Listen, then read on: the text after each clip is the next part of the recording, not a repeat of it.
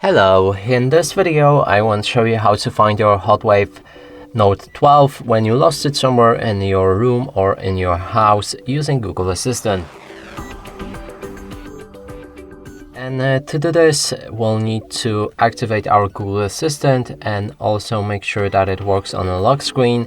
And one last condition that we need to face is that we need some volume up on our phone, otherwise it won't work.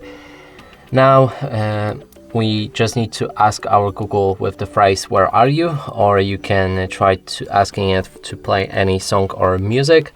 Basically, you can do anything, just shout or something like that, and your phone will start making sound. Hey Google, where are you? I'm here. As you can see, this command works fine and you'll be able to find your phone. And that's it for this video. Hope you like it. Please consider subscribing to our channel, leave a like and a comment below.